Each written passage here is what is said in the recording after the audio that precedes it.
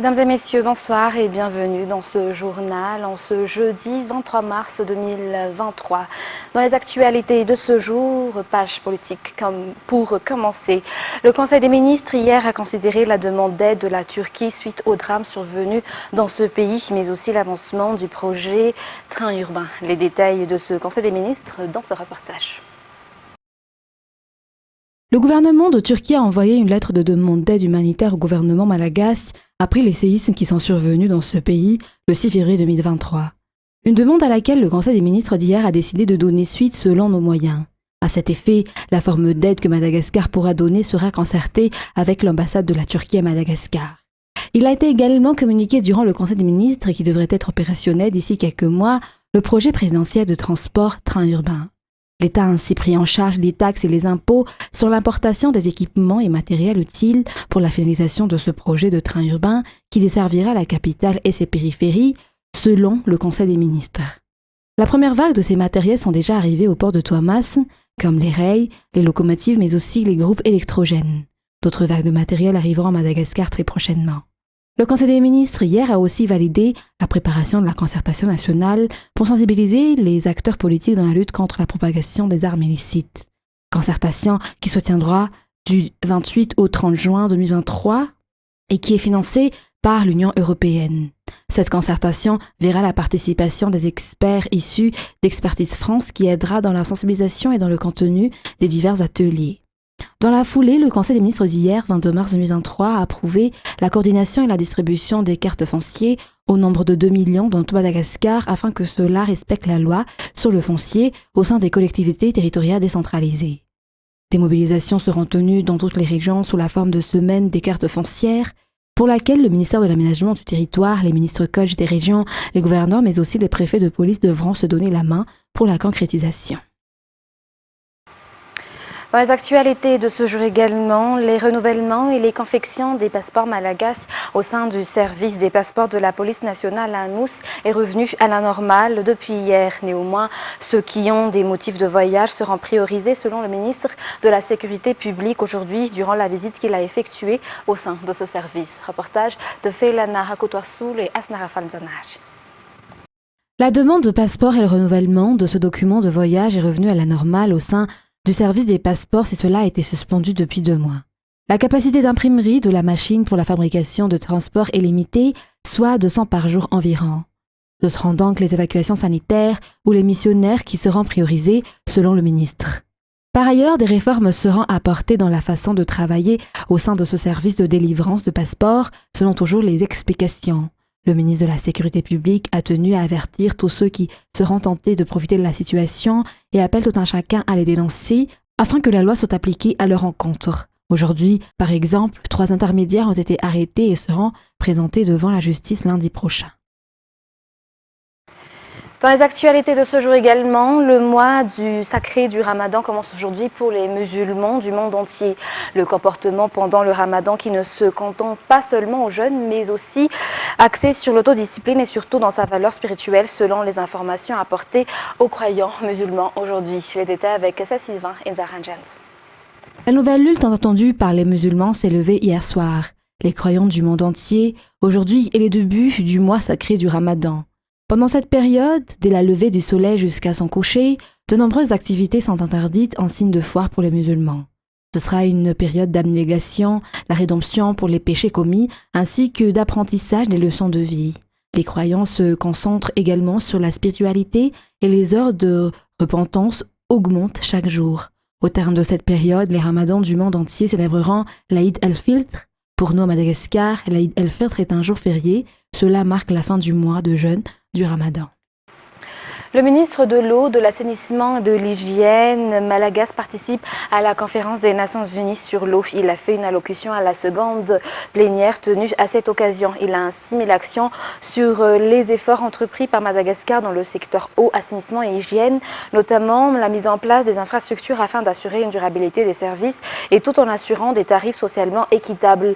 Il a également parlé de la transversalité de multi-usage de l'eau qui sollicite des stratégies communes communes et des approches coordonnées sur l'aspect de l'accès aux services d'eau de la part des secteurs impliqués, contribuant ainsi à la sécurisation alimentaire, la promotion de la santé et du bien-être et l'augmentation des opportunités éducatives et économiques.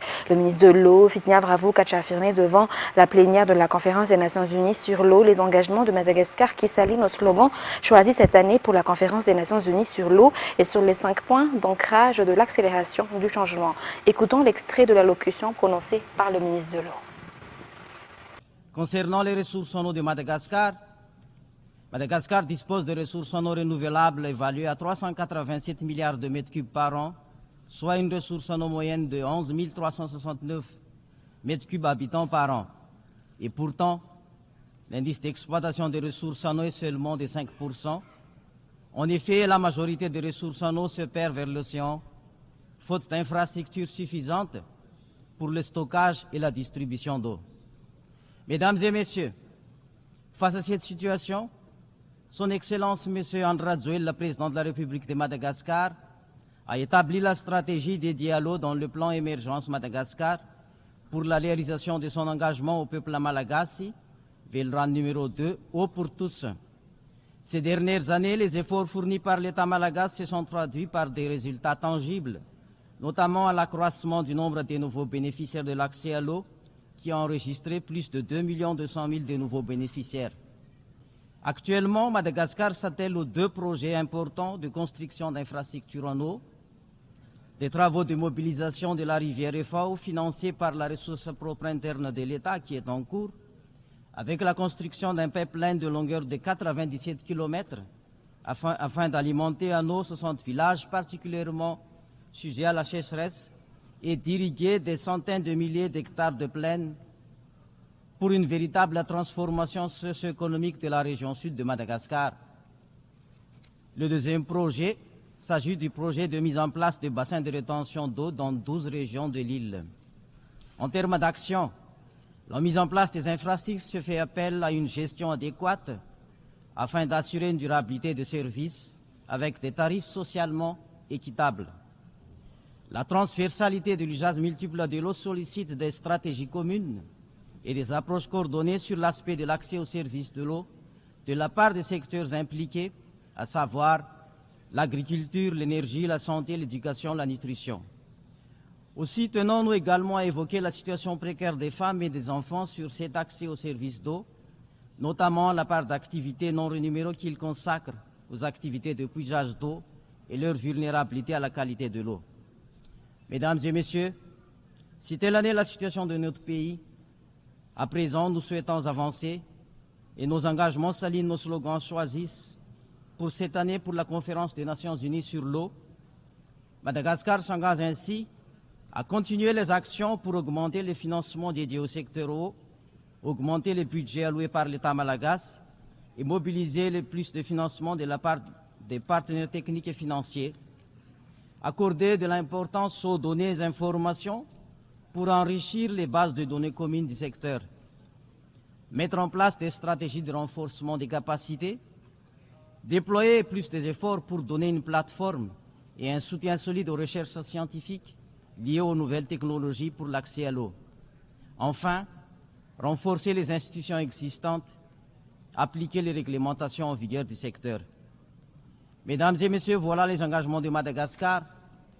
Nous en appelons à présent à l'accélération de la mise en œuvre des accords et engagements pris au niveau international, notamment la facilitation de l'accès au financement pour les pays en développement et vulnérables, à l'instar de la COP27 qui a abouti sur un accord décisif pour la mise en place du nouveau fonds pertes et préjudices à l'endroit des pays vulnérables et des États victimes du réchauffement climatique.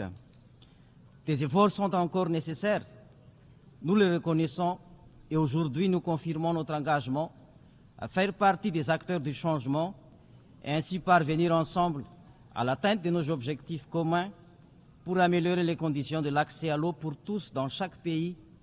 Agissons maintenant pour le futur de notre monde, pour notre avenir et celui de toute l'humanité, car chaque action compte. Donner du sang, sauver des vies, thème porté par la grande famille du ministère des Mines et des Ressources stratégiques conduite par le ministre Akoutou-Malal Ergen Olivier pour effectuer ce jour à Pandjinoub un don de sang gratuit. Il s'agit d'un événement social du ministère en collaboration avec le centre de transfusion sanguine dirigé par le ministère de la Santé publique. En plus de sauver des vies, le don de sang améliore également la circulation sanguine et la fréquence cardiaque et peut être effectué tous les 3 à 4 mois. Pour ce ministère, ce n'est que le début, souligne le ministre. Il incite également toute personne saine à effectuer un don de sang. Toujours dans ce cadre dans le cadre justement de la réhabilitation des lycées techniques, mais aussi les centres de formation professionnelle qui ont été détruits par le passage du cyclone Freddy dernièrement, des centaines de maçons bénéficieront de formations dispensées par une entreprise privée qui œuvre dans la production de ciment Inde-Sirabé.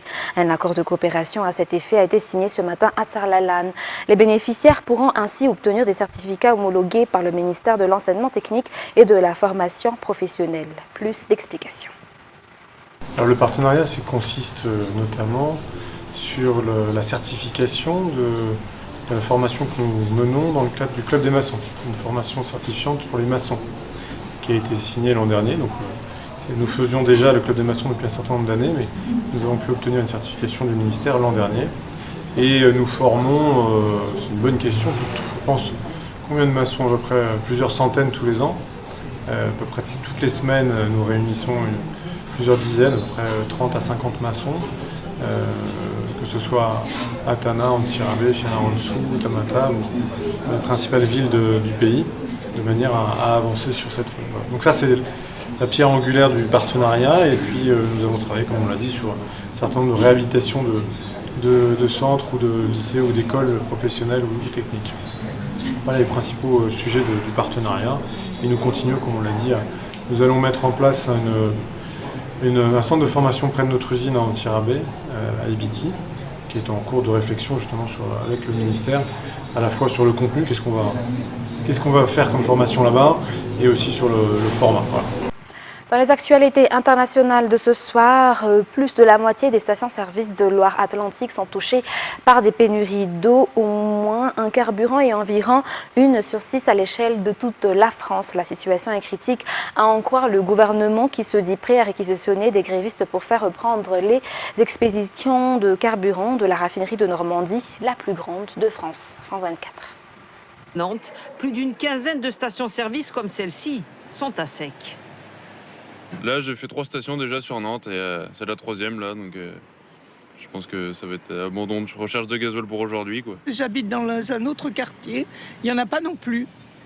Voilà. Donc je ne sais pas, qu'est-ce qu'il faut faire? Que faire? Reprendre le volant et profiter d'une aubaine. C'est pas coup de chance, j'étais déjà sous la réserve avant de rentrer que j'ai trouvé la file d'attente et je me suis aussi aligné. À Nantes, comme à Montpellier, quand elles ont du carburant, les stations sont prises d'assaut. Moi, j'en ai vraiment besoin pour mon travail. Je suis commerciale, donc je me déplace. C'est mon boulot d'être sur la route, quoi. Et ouais, ça devient compliqué, ouais. Les automobilistes oscillent entre résignation et système D. J'ai fait 80 km sur la réserve jusqu'à Arles. J'avais un rendez-vous très important le lendemain à Montpellier. J'ai dû prendre un covoiturage, laisser ma voiture là-haut. Et là, du coup, on me prête celle-ci pour que je puisse mettre de l'essence dans un bidon. La situation se détériore en France avec 7,13% des stations à sec aujourd'hui, contre 6% hier. Et 14,30% en pénurie partielle, contre 12% il y a 24 heures. Conséquence à Marseille, 3 stations-service ont été réquisitionnées. Alors c'est réservé aux métiers prioritaires ? Notamment pour les professionnels de santé. Un soulagement pour cette pharmacienne. Hier, on était contents quand même d'avoir ce mail de l'ARS qui nous proposait justement d'avoir ces stations et pouvoir nous approvisionner en essence. À quelques kilomètres, cette autre station vient d'être ravitaillée et l'information a vite circulé.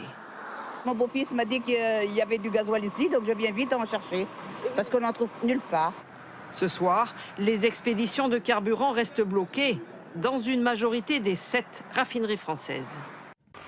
Écœurés par le mépris et le déni du chef de l'État, les syndicats français ont appelé aujourd'hui à une 9e journée de grève et de manifestation contre la réforme des retraites adoptée le 15 mars à l'aide de l'article 49.3. Jusqu'à 800 000 personnes sont attendues dans les rues de la capitale. France 24.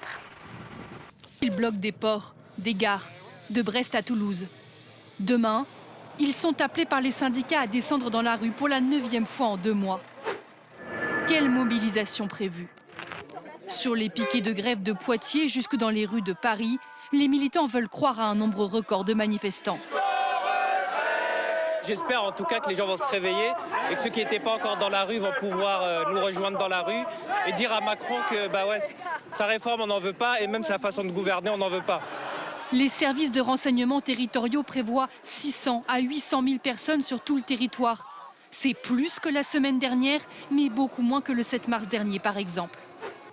Quels sont les risques de débordement? Depuis le 19 janvier, le mouvement tend à se durcir. Encore hier soir, la situation a dégénéré à Paris. Les forces de l'ordre se préparent pour demain, notamment pour la fin de manifestation. Sur le parcours du cortège, les stations de vélo ont été vidées, les poubelles évacuées. Plusieurs commerces du quartier comptent rester fermés. Je pense que ça risque de dégénérer demain soir et on ne peut pas prendre le risque autant pour nos clients que pour l'établissement. Il y aura 12 000 policiers et gendarmes mobilisés, dont 5 000 dans la capitale. C'est 1 000 de plus que les fois précédentes. On a vu que sur les rassemblements spontanés de la semaine dernière, énormément d'incendies volontaires ont été créés. Donc on redoute notamment ce type d'exaction à l'égard des commerçants. Quelle perturbation pour les usagers? Dans les transports SNCF, sans atteindre la pagaille de janvier et février, la situation reste perturbée. 1 TER sur 3, 1 TGV sur 2 prévu demain. Dans les écoles élémentaires, les syndicats annoncent de 40 à 50% de grévistes au niveau national et jusqu'à 70% à Paris. Et la communauté internationale a appelé hier 22 mars à la désescalade des tensions israélo-palestiniennes lors d'une réunion du Conseil de sécurité de l'ONU. J'appelle toutes les parties à s'abstenir de mesures unilatérales qui provoquent une escalade des tensions et tout acte provocateur en cette période sensible, a déclaré au Conseil l'émissaire de l'ONU pour la paix au Proche-Orient, faisant référence à la convergence cette année des fêtes du Ramadan, de la Pâque juive et de Pâques. France 24. Soir de fête à Ramallah. Ces Palestiniens sont venus en nombre assister à l'illumination de la lanterne du Ramadan. Le mois sacré des musulmans, consacré aux jeûnes, à la prière et la méditation, commence ce jeudi. Nous nous réjouissons, mais dans le cœur il y a comme un pincement. Avec ce qui se passe avec les prisonniers, ils ont annoncé une grève de la faim. Opération meurtrière de l'armée israélienne en Cisjordanie, attentats contre des civils en Israël, le regain de tension de ces dernières semaines est dans tous les esprits. Malgré toutes les souffrances et les massacres, à Gaza, dans le camp de Jénine et à Naplouse, et malgré les problèmes qui sont aggravés par l'emprisonnement de nos frères et sœurs, nous leur envoyons un message d'espoir et d'amour. Nous sommes avec eux, nous sommes réunis ici, malgré la douleur, mais nous répandrons l'espoir. Dans quelques jours, les Juifs célébreront Pessah, la Pâque juive, et les chrétiens, les fêtes de Pâques. À Jérusalem, l'ONU appelle à un strict statu quo dans les lieux saints des 3 religions monothéistes. Les jours à venir pourraient ramener un peu de calme, c'est en tout cas l'espoir des Nations Unies et de plusieurs capitales. Sur ce, mesdames et messieurs, c'est la fin de ce journal. Nous vous remercions de votre attention. Très bonne suite de programme sur Viva. Au revoir.